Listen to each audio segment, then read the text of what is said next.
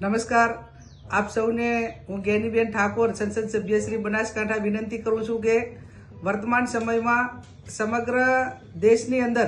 અને રાજ્યની અંદર PMGSY પાર્ટ 4 એટલે કે પ્રધાનમંત્રી ગ્રામ્ય સડક યોજના હેઠળ જે સર્વે ચાલે છે,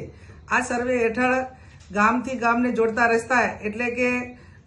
ગ્રામ્ય વિસ્તારમાં પેટા વર્ગ હોય, આંગણવાડી હોય અને મુખ્ય ગામથી કરીને 1 કિલોમીટર દૂર જે પરા વિસ્તાર હોય કે જેમને ગામ સાથે કનેક્ટિવિટી નથી, દૂધ ભરાવા આવવાનું હોય, બાળકોને સ્કૂલે આવવાનું હોય, તેના માટે કરીને વારંવાર રસ્તાઓની જરૂરિયાત પડે છે અને વારંવાર અમારી પાસે રજૂઆત પણ આવે છે. તો આ રસ્તા પાકા બને એના માટે કરીને કેન્દ્ર સરકાર મારફત જે સર્વે થાય છે એ સર્વેમાં તલાટી કમ મંત્રીનું ફોર્મ નંબર 2 અને 3, તાલુકા વિકાસ અધિકારી અને માર્ગ ને મકાન વિભાગ પંચાયત, આ ત્રણેયના અલગ અલગ ફોર્મ આપવામાં આવેલા છે અને આ ત્રણેય ફોર્મ આપણે જ્યાં પણ રસ્તાની જરૂર હોય ત્યાં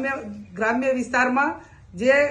સરપંચો, તલાટી કમ મંત્રી, શિક્ષક હોય, વહીવટદાર હોય, આ તમામ લોકો જે લોકો સાથે સંકળાયેલા દૂધ ડેરીના મંત્રી હોય, આ તમામ લોકો સાથે મળીને પોતાના ગામમાં આ પૈકીના રસ્તા બનાવવાના હોય એ અચૂક રીતે તલાટી કમ મંત્રી પાસે એનું ફોર્મ ભરાવે અને આને ઓનલાઈન કરવા માટેની તારીખ એ 15/2/2025 છેલ્લી હોવાના કારણે આપ શક્ય હોય એટલા વહેલામાં વહેલા આ બાબતમાં એક્ટિવ રહીને જે તે ગામના તમામ ખાસ કરીને તલાટી કમ મંત્રી, સરપંચો, માજી સરપંચો, સ્કૂલના જે શિક્ષકો અને જે જાહેર પબ્લિક સાથે સંકળાયેલા લોકો હોય એ ખાસ કરીને આ બાબતમાં ધ્યાન રાખીને સમગ્ર બનાસકાંઠાના તમામ ગામોના ફોર્મ એ જે તે તાલુકા વિકાસ અધિકારી સુધી પહોંચાડે.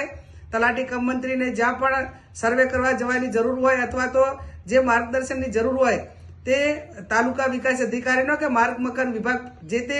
ડિવિઝન આવતું હોય એનો સંપર્ક કરીને વહેલામાં વહેલું કરાવે એવી હું અપેક્ષા રાખું છું. આ બાબતમાં શક્ય હોય એટલો વધારે ઇન્ટરેસ્ટ લેશો તો કેન્દ્ર સરકારમાં જે આ યોજના છે એ યોજના ઓનલાઈન ચડશે અને ભવિષ્યમાં જ્યારે પણ આ પૈકીની કાગળો કરેલા હશે, ઓનલાઈન ચડાયેલું હશે, ફોર્મ ભરેલું છે,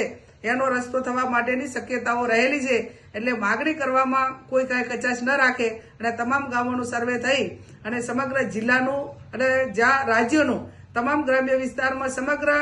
રાજ્યમાં જ્યાં રસ્તાઓની જરૂર છે એ પૈકીને આ કામગીરી સારી રીતે વહેલામાં વહેલી કરી અને ઓનલાઈન બધી જ વિગતો પૂરી પાડે એવી હું અપેક્ષા રાખું છું અને આ બાબતમાં તમામ લોકો જનજાગૃતિ દાખવી અને આ કામ કરે એવી હું આપ સૌને વિનંતી કરું છું.